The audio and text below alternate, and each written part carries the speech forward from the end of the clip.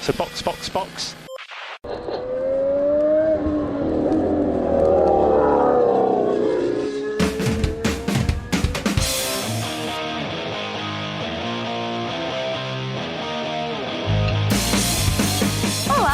Sejam bem-vindos ao episódio 113 do Box Box Box, o original. Eu sou Aninha Ramos e estou aqui com Felipe Junqueira. Mais uma corrida de rua, vamos, Sérgio Pérez.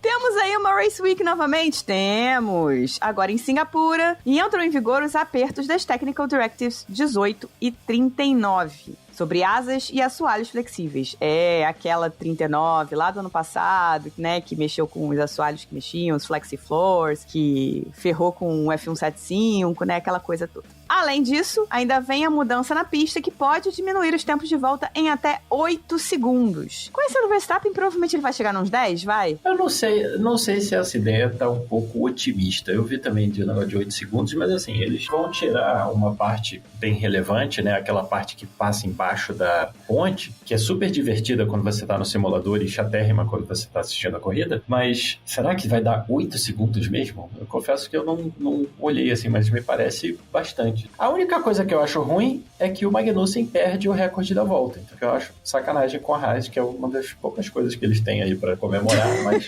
É isso, mas o Magnussen terá sempre Brasil 2022 na cabeça dele. Vambora pra pauta.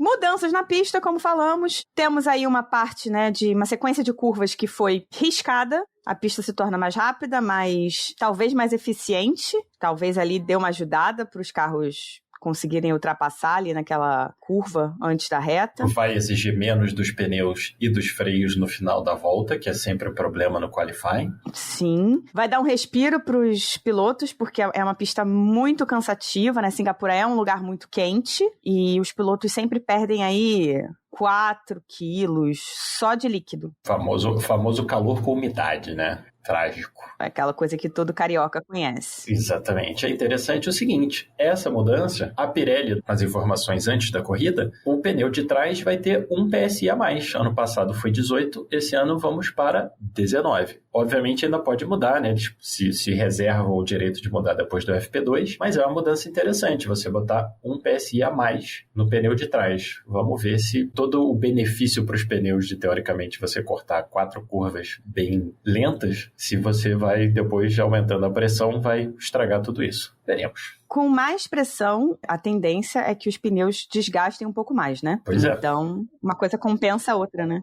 Pois é, mas a ideia era, né, que vamos, então, cortar essa parte, que foi feita por uma situação lá de Singapura, né? Vamos lembrar, não foi que, vamos melhorar essa pista. Foi o pessoal lá de Singapura falou, olha só, não vai rolar de fazer isso, dê um jeito. Mas tudo bem. Eu espero que dê uma ajudada para o pneu chegar no final da volta ainda com alguma qualidade, mas veremos. Qual foi a gama de pneus que eles escolheram para o final de semana? C3 a C5, né? Singapura não tem como. E o interessante é que com essa mudança a gente vai ter uma volta a mais, 62 voltas. A corrida ficou um pouco mais curta, 500 metros mais curta, mas teremos aí mais uma volta, porque perdemos, mais de 100 metros de pista. Eu vi um vídeo hoje de manhã, eu acho, que era do Rosberg, numa entrevista, né, num podcast, eu acho, falando exatamente de como essa pista demanda dos pilotos, né? Aí ele falou que começou a corrida e é muito quente, então tem o motor com a gasolina ali atrás das costas, o assento tá todo colado no corpo, o suor descendo pela cara, arde os olhos, é tudo muito abafado, pra respirar é difícil. E aí ele tava lá, foi quando ele olhou pra aquela tábua, né, com as informações, esqueci o nome até, que os mecânicos colocaram pra fora da reta. Quando ele olhou, já foram 10 voltas, faltou 50 voltas. Ele falou, cara, eu não vou conseguir, não vou aguentar. Essa pista de Singapura é interessante porque você sente que os pilotos ficam detonados, assim, como em Mônaco, né, que é uma corrida super curtinha, mas a corrida de Singapura, cara, parece, assim, aquela coisa que realmente não acaba nunca. E é volta, e é volta, e é volta. Se você pensar que a volta no circuito antigo, o recorde é 1,41.9, quer dizer, 42, e você dá 60 voltas, cara, é muito comprido, e é de noite, e é quente, e, putz, é realmente um desafio interessante. Colocam de noite exatamente porque, né, já é quente pra cacete lá. Você imagina se fosse de dia? Não, se for de dia, ninguém aguenta, né? Não dava.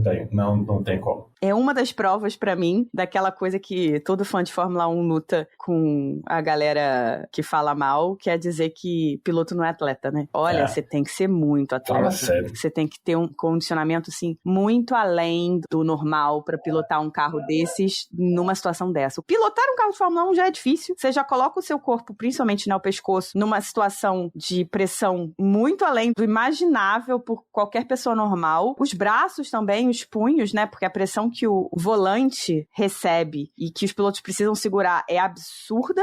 E aí, tu bota esses caras pra correr... Quase 2 horas. Quase 2 horas, com 42 graus super úmidos, que eles perdem 4 ou 5 quilos de líquido, né? Eles têm que ficar dentro daquelas banheiras de água fria, tipo, antes de entrar no grid, porque tá muito quente e eles não podem perder mais. Sim, todo mundo com aquela roupinha, né, com o gelo, coletinho de gelo, que é engraçadíssimo. Exato. É só você pensar o seguinte, você pega os pilotos de Fórmula 2, você pega, por exemplo, o Drogovic, né? Que pilotou lá em Monza, que é uma pista simples, né? Não tem grandes mistérios. E assim, ele ficando a meio segundo, 1 segundo do Alonso, tava todo mundo feliz da vida. Porque, pô, ótima performance dele. E isso é um cara que foi campeão da Fórmula 2. Imagina uma pessoa normal, você mete no carro de Fórmula 1 e fala assim, ok, dá uma volta aí em Singapura em tipo, sei lá, pode fazer assim, dá uma volta abaixo de 3 minutos sem bater o carro. Você acha que vai rolar? Pô, fala sério, o cara chega no final da volta, tá morrendo dentro do carro. E aí, agora dá 62 voltas sem cometer nenhum erro. Pois é, porque um erro em Singapura é parede. Exato, acabou. Tá, a primeira curva tem um espacinho, final daquela reta tem uma área de escape, mas assim, fora isso, a chicane não tem menor espaço. Aquele hairpin antes da reta, nenhum espaço. E agora, o que vai ser, né, o final da última reta, esse lugar que eles mudaram, ali tem espaço zero, né? Errou, tchau. É muro e acabou a corrida. Acabou o treino, acabou o que quer que seja, porque ali não tem nenhuma área de escape, é muro. Vai ser tenso. Sempre tem algumas bandeirinhas vermelhas. Quando chove é uma loucura. Ano passado teve uma questão que eu acho legal de trazer de volta, motivos de FIA.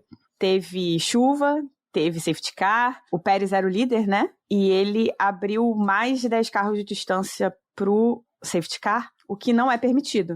E ele fez isso algumas vezes. E foi punido, tipo, muito bobamente. Não teve a punição correta, né? Se você for fazer a contagem. E safety car é uma coisa muito comum em Singapura, né? Bandeiras vermelhas e tal. Acho que, assim, safety car, acho que é quase que garantido que a gente vai ver, né? Bandeira vermelha no treino é certo, porque alguém vai errar e tudo bem, mas um safety carzinho na corrida, eu diria que é. Sim. A questão toda da bandeira vermelha em Singapura é o seguinte, né? Como a corrida é longa e a gente tem um limite de 2 horas, você meter um safety car de 4, 5 voltas, depois outro, você bate no limite de tempo, né? Sim. E não estamos falando dos fiscais de pista de Mônaco. Eles até vão, né, para ajudar, tem uma galera que vai de Mônaco para ajudar, mas eles não têm todos aqueles de guindaste e tal. Então, assim, uma bandeira vermelha preserva a quantidade de voltas, né? Porque aí para o relógio da corrida. Então, vamos ver se vai ser, tipo, qualquer coisa, então, mete a bandeira vermelha e a gente dá mais voltas. A FIA tem estado mais pró bandeiras vermelhas. O que eu gosto, na verdade, né? Porque o safety car ajuda muito e tal, mas às vezes tem situações assim, deixar carro na pista com safety car quando tem um trator na pista, gente, desculpa, mas não vou conseguir aceitar isso nunca na minha vida. Já tivemos situações suficientes para aprender que não dá. Sim.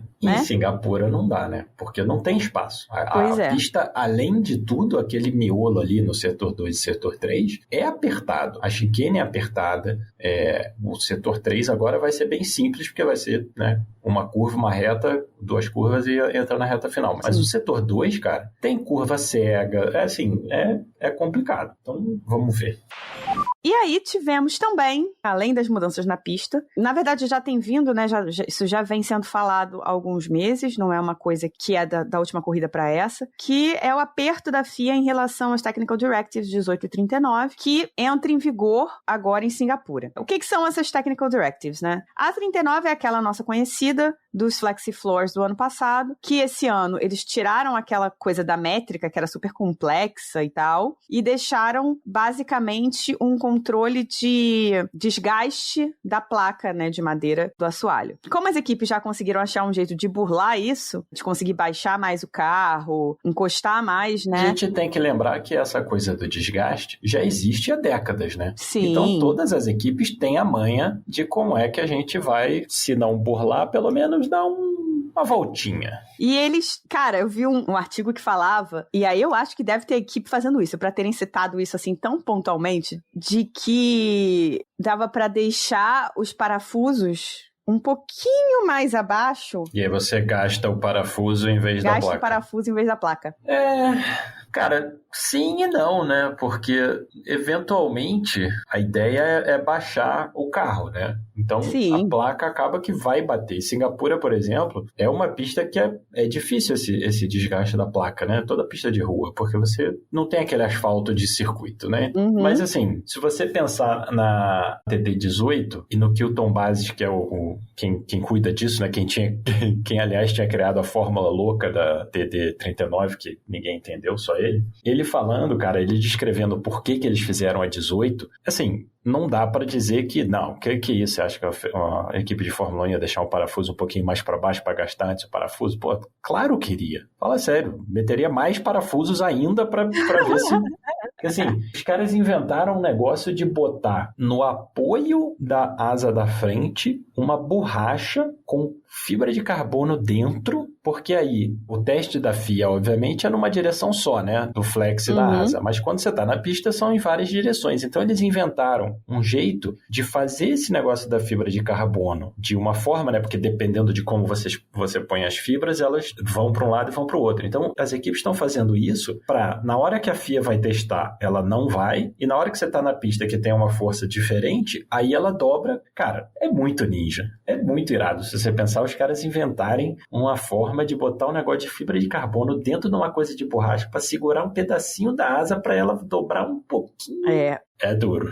Imagina você policiar isso, cara. O Stella da McLaren, né, e o Vash da Red Bull falaram que não tem muito que ganhar, que sei lá, as equipes ganham um décimo, né, não é muito mais que isso, mas as equipes que estão sempre sendo faladas aí, quando comentam, né, quando os jornalistas falam dessa TD18, que afeta a flexibilidade das asas, tanto traseira quanto dianteira, são a Aston Martin, a Red Bull e a Mercedes. A Aston Martin foi a primeira, né, que foi quando a FIA olhou lá em Baku e falou, algo de errado não está certo. E começou a questionar. Eles vieram com uma atualização lá no Canadá que caiu muito a performance deles. O Mike Crack, né, representando a Aston Martin, a equipe toda, diz que, na verdade, o problema não foi a mudança da asa que eles tiveram que fazer por causa dos questionamentos da FIA. Foi uma mudança que eles fizeram no assoalho que não funcionou e eles tiveram que refazer isso e trocaram o assoalho para Zandvoort, se não me engano, que já deu uma melhorada. Mas começou ali. E aí tem vídeos da asa dianteira da Red Bull, da asa dianteira da Mercedes e acho que da asa traseira da Mercedes também. Cara, a forma com que aquelas asas dobram, né, na freada principalmente, né, cara, a asa praticamente sobe. É muito louco. É assim, incrível o que os caras conseguem fazer. E eu acho que isso é uma das coisas mais legais da Fórmula 1, né? Existe uma regulamentação, existem regras que as equipes precisam seguir, mas, cara, cada um pode fazer de uma forma, cada um pode entender aquelas regras de uma forma, e eles conseguem criar tecnologias e basicamente criar materiais, né? Fazer composições de materiais que abrem portas para uma coisa completamente diferente do que a regra pedia. E aí fica aquele negócio,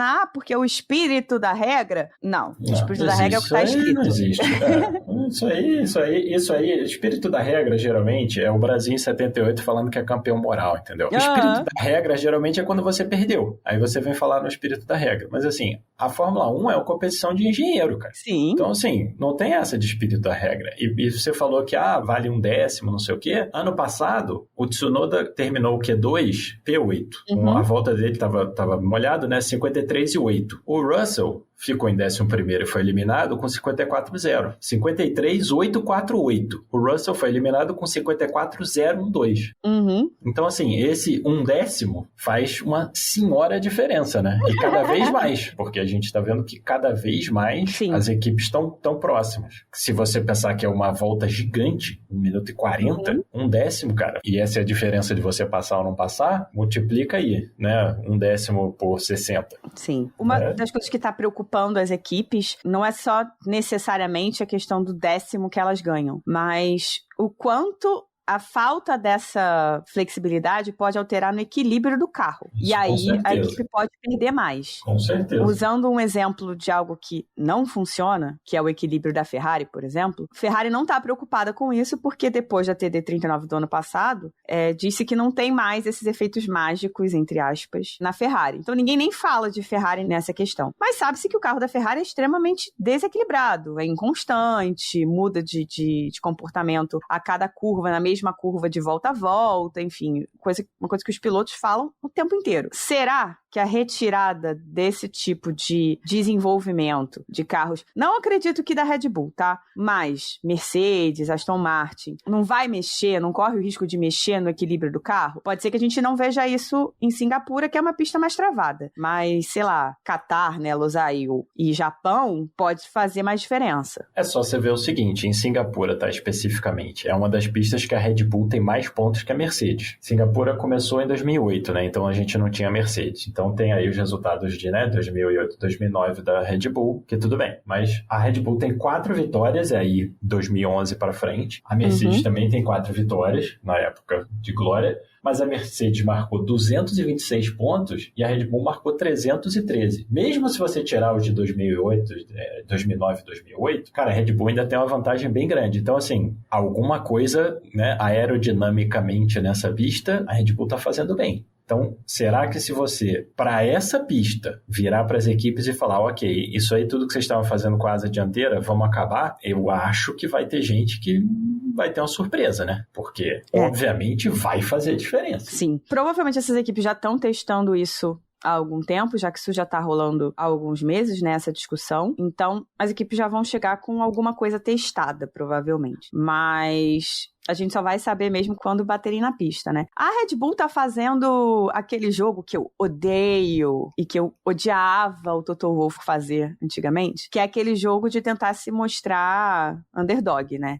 Ah, sempre. Nós estamos em desvantagem. Nós estamos em desvantagem. A gente não é tão bom assim. Nosso carro não é tão bom assim. Não, meu amigo. Assume que teu carro é foda. Assume que teu primeiro piloto é foda. Entendeu? É engraçado, né? Se você lembrar, cara, do Toto Wolff, os caras no meio de uma sequência tipo 5, 6, 7 campeonatos seguidos, falou, não, na verdade a Red Bull veio muito bem pra essa pista. Falou, meu irmão, fala sério. Igual a Red Bull agora, né? Os caras ganharam todas as corridas do ano. Não, a gente tem que ver. Eu falei, não tem que ver nada. Pois é. Ah, porque a Ferrari e o Leclerc, não sei o que, meu irmão, o carro da Ferrari não sabe nem se vira pra direita ou pra esquerda. Quando vira, né? Porque tem hora que nem isso ele faz. Pois é, então assim, eles estão nessa, estão falando principalmente da Ferrari. A Ferrari até tem bons resultados, né, em Singapura. Sim. A Ferrari já teve bons resultados, mas assim, não dá para comparar a eficiência aerodinâmica do carro da Red Bull atual, que é basicamente perfeito, com o da Ferrari. Pois é, a Red Bull consegue se encaixar em qualquer pista. A Ferrari tem uma pista boa, uma pista ruim, uma pista que você acha que vai ser boa e é ruim, uma pista que você acha que é ruim e vai ser boa. Então, na verdade, a Ferrari é um completo ponto de interrogação. Caixinha de surpresa. Completa. É tipo caixa de Pandora, entendeu? Você abre, você não sabe o que vai acontecer e pode ser que você abra a destruição do mundo. Eu acho que tem uma vantagem que a Ferrari tem, que é que o Leclerc é muito bom em Singapura. Ele, obviamente, é bom desse tipo de pista de rua travada, né? Mônaco, ele sempre vai bem. Em Singapura também, ele vai muito bem. Ele tem bons resultados. 3 poles seguidas em Baku. Mas o carro tem uma limitação que é só você lembrar da corrida de Monza. No começo da corrida, que o Sainz pulou na frente, fez bem, não sei o que, e a equipe da Red Bull, em momento algum, estava preocupada. Porque eles estavam esperando o inevitável, que é a Ferrari comer o pneu e ele falar, então tchau, hein? Era isso. É tipo, sabe o nadar, morrer na praia? Fez certo, tinha que lutar mesmo. Lutou muito bem. Mas todo mundo sabia que uma hora o Verstappen ia passar. Não tinha como, sabendo que é o carro da Ferrari, sabendo que é o carro da Red Bull, óbvio que ele ia passar. Mas aí tem uma questão interessante, que o Sainz e o Verstappen, com certeza, todo mundo estava ali esperando esperando o Verstappen passar. Mas, curiosamente, quando foi o Pérez atrás do Leclerc e do Sainz, eu não acho que tenha tido essa certeza toda. Porque aí tem a questão de que, tipo, a fé que você tem no Verstappen e a fé que você tem no Pérez são coisas diferentes. Então, mas assim, por isso que o Sainz está certo, entendeu? De lutar até o final. Por quê? Porque você nunca sabe, entendeu? O Verstappen teve aquele lance com o Hamilton, que foi glorioso, e não terminou a corrida. Os dois tinham carros melhores e nenhum dos dois terminou. Então, assim, tem que lutar mesmo. Mas, assim, em Singapura, eu acho que mesmo que a Ferrari tenha um qualifying bom, como ela vem tendo lá, cara, essa questão do desgaste de pneus vai, ainda mais com mais reta agora, né? Que agora é uma força da Red Bull ter mais reta. Eu acho que, assim, mais difícil do que o natural alguém bater o Verstappen esse ano. Eu acho que Singapura vai, se ninguém vier com uma solução muito boa, eu acho que vai ser ruim. Também acho. A Mercedes pode replicar, de repente, o bom desempenho que teve em Mônaco, né? Mônaco foi quando eles estrearam o sidepod de verdade. O carro deles tem melhorado, né? Isso é inegável. A Mercedes tem evoluído,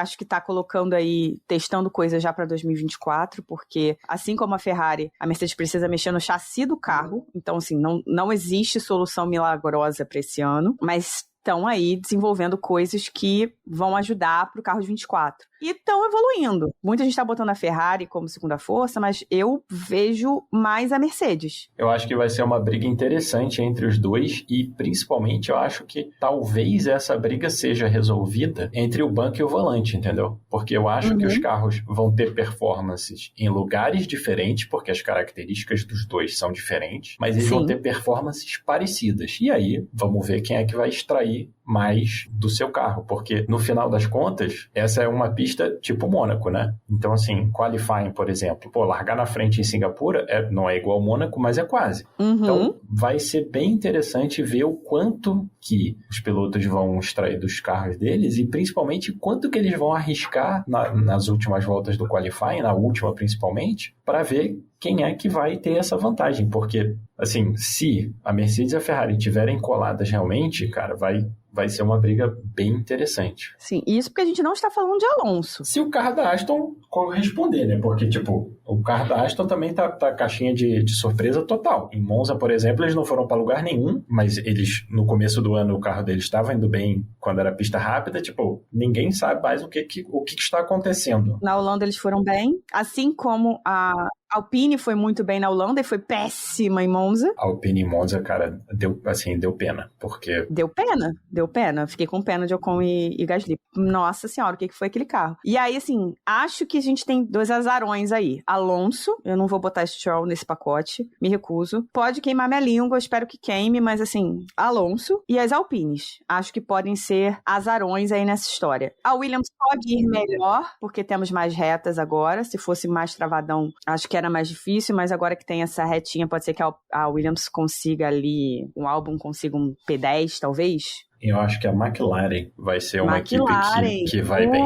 Porque eles estão melhorando, vai ser bem razoável, e eu acho que o Piastri entrou no modo de tipo, eu tenho que ganhar do Norris. Então, eu acho que vai ser bem interessante ver a McLaren, porque eu acho que é mais provável é que eles terminem atrás do top 3, se o top 3 se mantiver lá. Mas assim, eu acho que a McLaren vai ter uma boa chance de dar mais um final de semana bom. Contanto, obviamente, né, que eles sobrevivam aos treinos, porque, né? E sobrevivam a eles mesmos, né, porque em Monza o Norris já bateu no Piastri.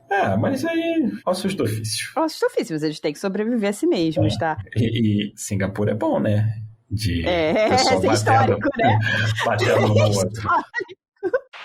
Agora, só porque eu não pude participar do episódio da outra semana sobre Monza, eu preciso deixar registrado aqui. A FIA precisa começar a olhar pros incidentes que acontecem com pilotos da mesma equipe. Claro, isso tá ficando ridículo. Tá ficando horrível. Monza foi Norris com Piastri, Sainz e Leclerc.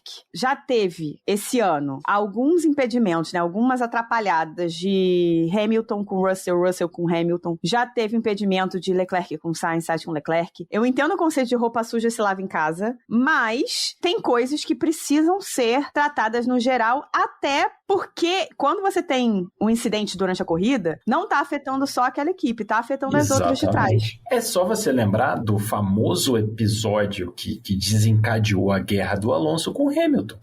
O Alonso só prejudicou o Hamilton. Dentro do box, quer dizer, não tinha nem o risco que você tem na pista de o acidente em Monza, por exemplo, aquela apertada chegando na chicane, aquilo é um acidente de altíssima velocidade, mega perigoso. O Alonso e o Hamilton foi no box, não prejudicou mais ninguém e a FIA desqualificou o Alonso. Quer dizer, mas aí agora, então, já que tá entre equipe, vale tudo. Tipo, a regra existe para segurança ou não? Porque se a regra existe para segurança, não importa qual é o carro que tá do outro lado, entendeu? Eu já tô batendo nessa tecla desde o início do ano, quando começou, principalmente com Hamilton e Russell.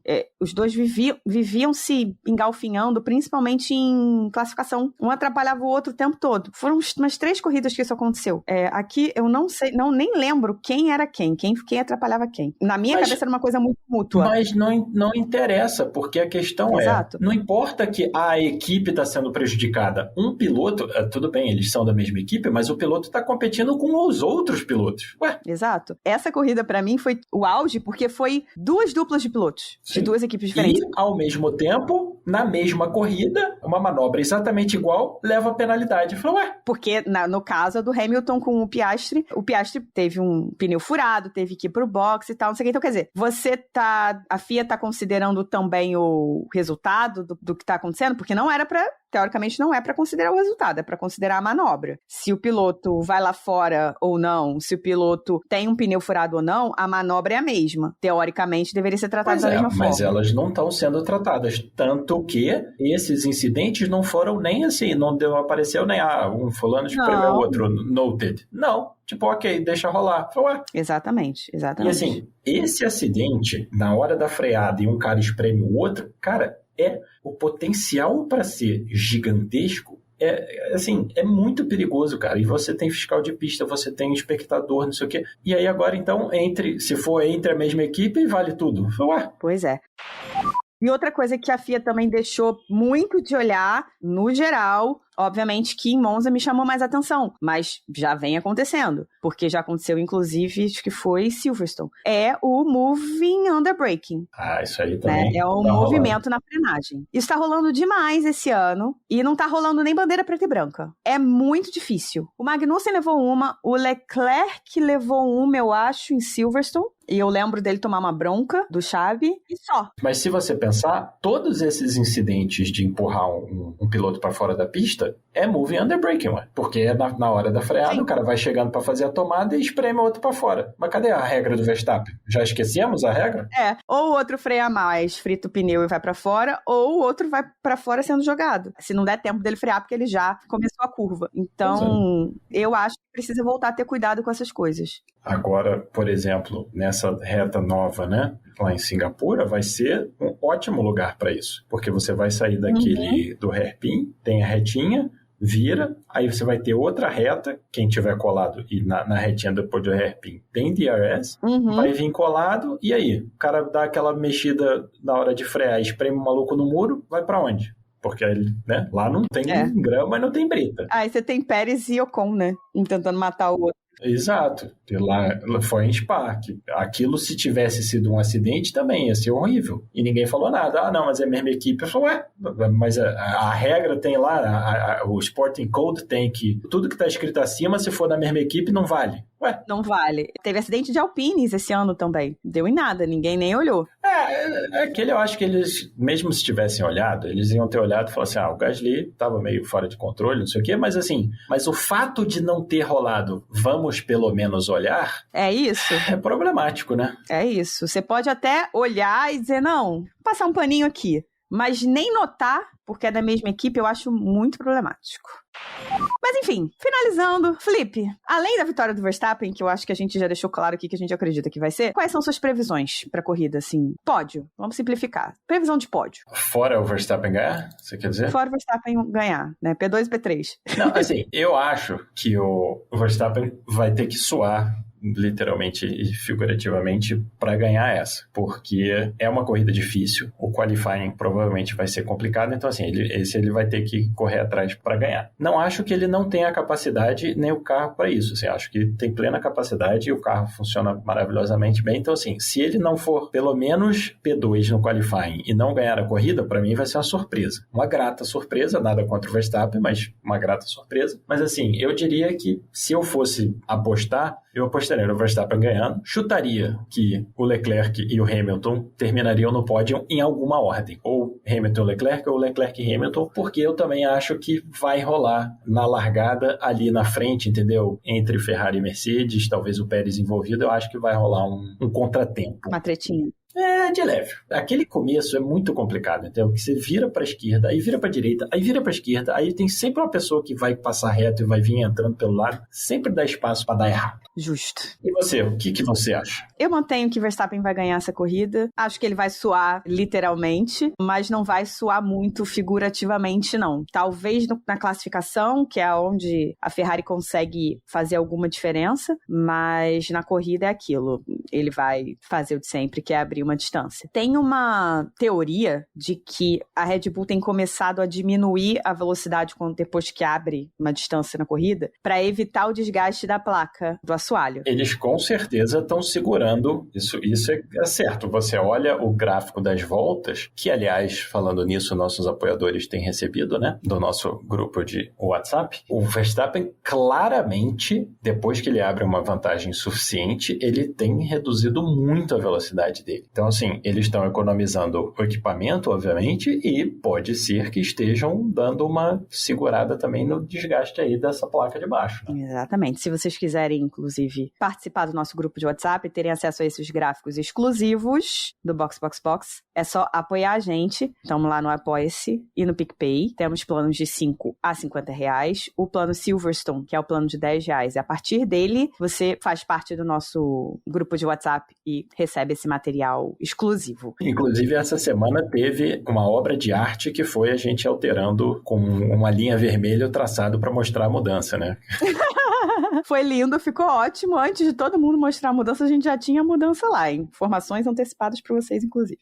Mas, continuando, minha previsão sobre a corrida. Verstappen vai ganhar com alguma facilidade. Eu vou dizer aqui que eu tinha esquecido dela, mas o Felipe me lembrou. E eu acho que tem grandes chances, sim. Eu vou botar aí Leclerc P2 e Norris P3.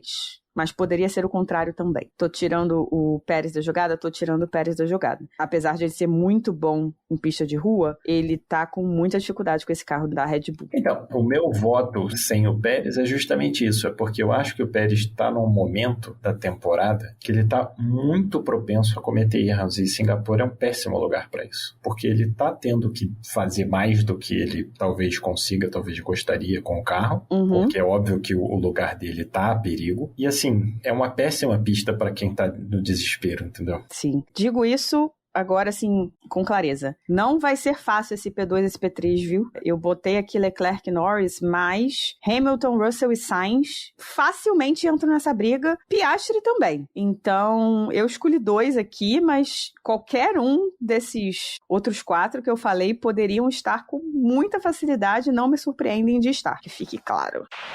So, box.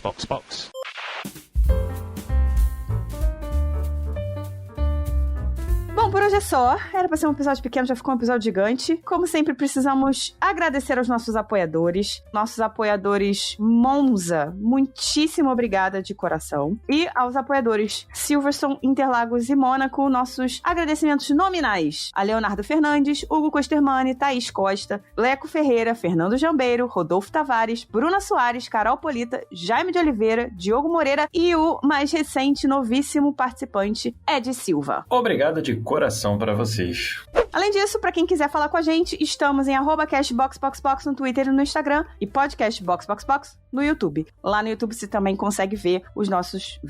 ouvir os nossos episódios. Pra galera que prefere, né, utilizar o YouTube. Também podem falar com a gente no podcastboxboxbox@gmail.com, que é nosso e-mail e nossa chave do Pix. E não se esqueçam de avaliar com 5 estrelas, thumbs up, thumbs down, o que o seu reprodutor permitir, pra ajudar o nosso engajamento. Então é isso, vambora, tem corrida no final de semana. Nos vemos em Singapura. Box, box, box. Tchau!